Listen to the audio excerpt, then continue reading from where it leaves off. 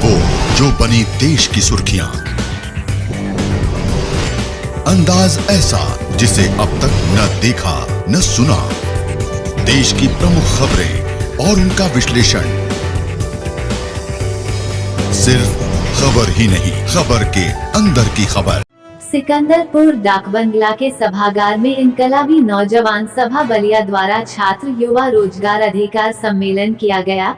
कार्यक्रम के मुख्य वक्ता इनकलाबी नौजवान सभा के राष्ट्रीय अध्यक्ष एवं बिहार विधानसभा के वर्तमान सदस्य अमरजीत कुशवाहा रहे। कार्यक्रम के मुख्य अतिथि खेत ग्राम मजदूर सभा के राष्ट्रीय अध्यक्ष श्री राम चौधरी रहे।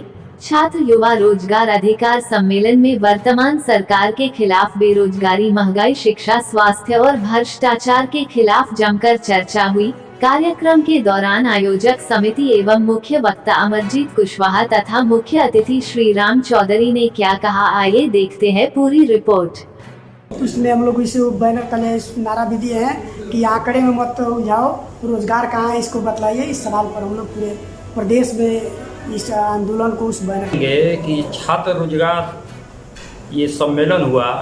इस छात्र रोजगार सम्मेलन में के माध्यम से पूरे प्रदेश में छात्रों नौजवानों को गोलबंद करते हुए जो किसान आंदोलन चल रहा है उस धारा को तेज करके पूरे प्रदेश में एक नया आंदोलन का आयाम खड़ा करने के लिए हम लोग चले हैं।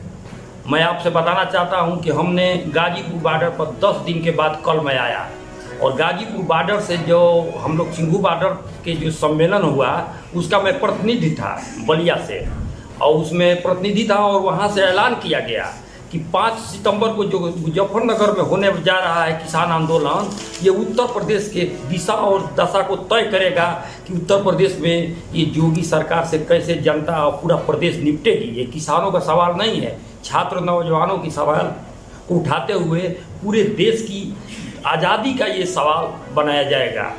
यहाँ छात्र युवा अधिकार सम्मेलन यहाँ के साथियों ने आयोजित किया था और उसी कार्यक्रम में भाग लेने हम यहाँ पहुँचे। कार्यक्रम का उद्देश्य क्या रहा? देखिए, 7 साल लगभग मोदी जी की सरकार बने हुआ और शुरुआत में ही जब मोदी जी चुनाव लड़ रहे थे या सत्ता में आने के तुरंत बाद नौजवानों को कहा कि हम प्रत्येक साल 2 करोड़ नौजवानों को रोजगार देंगे। लेकिन आज स्थिति यह है कि 7 साल गुजर गए, सरकार के पास रोजगार की कोई आज तक ठोस योजना ही नहीं बनी।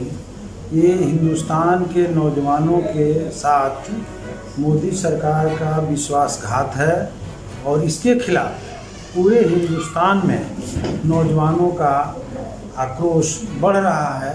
और आज जब कोविड का दौर चल रहा है, लगातार नौकरियां लोगों की छीनी जा रही है, प्राइवेट सेक्टर हो या गवर्नमेंट सेक्टर हो, हर जगहों पर लोगों की परेशानियां जब बढ़ी हुई है और ख़ास करके हम जिस इलाके से आते हैं बिहार में, वहाँ की बड़ी संख्या में जो बेरोजगार युवक दिल्ली में, मुंबई में, गुजरात में, विभिन्न राज्यों में काम करने गए हुए थे, वो लौट करके आए हैं, उनके रोजगार छीन लिए गए हैं।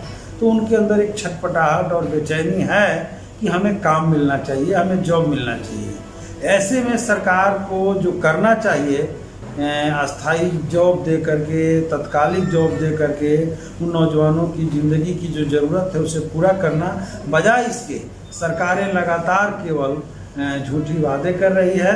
और इसीलिए आज उत्तर प्रदेश के भीतर भी नौजवानों की छटपटाहट और बेचैनी को देखते हुए यहाँ पर छात्र युवा अधिकार मोर्चा का गठन किया गया है। क्योंकि युवा लोग यहाँ मानता है, सब जगह मानता है, हम भी मानते हैं कि रोजगार हमारा अधिकार है, हम इस मुल्क के नागरिक हैं, तो यहाँ हमें जीने का यदि हक है तो रोजगार पाने का भी हक है।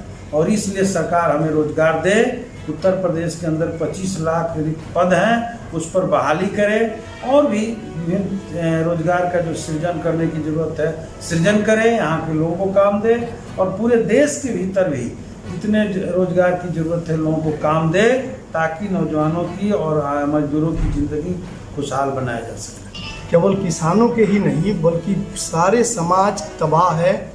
ये सरकार जो सरकारी संपत्ति है उस पर बेचने पर आमादा है। नौजवानों को रोज़गार नहीं मिल रहा है, महंगाई चरम सीमा पर है।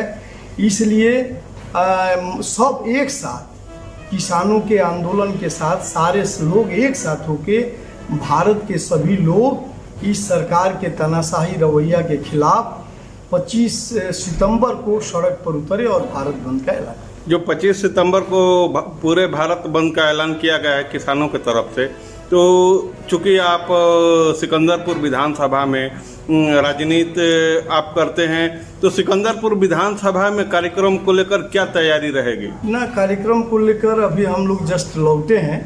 कार्यक्रम को लेकर पूरी तैयारी होगी और सिकंदरपुर भारत बंद में मजबूती के साथ लोग सड़क पर उतरेंगे। अगर सरकार द्वारा किसानों की बात नहीं मानी जाती है तो आगे की रणनीति क्या होगी? ना, वो तो किसान मान लिए हैं कि 2024 तक हम लोग इस आंदोलन को लेकर चलेंगे। 600 लोग मर गए हैं, शहीद हो गए हैं। इसके बाद भी किसानों के चेहरे पर कोई शिकन नहीं है और उनके आंदोलन के साथ सभी लोग, क्योंकि उनका मुद्दा केवल उनका ही नहीं है बल्कि सबका मुद्दा है। इसलिए पूरा आगे का रणनीति यह है कि जब तक ये सरकार बात नहीं मानेगी या सरकार को उखाड़ नहीं दिया जाएगा तब तक ये किसान आंदोलन रुकने वाला नहीं है। बलिया सिकंदरपुर से लड्डन भाई की रिपोर्ट।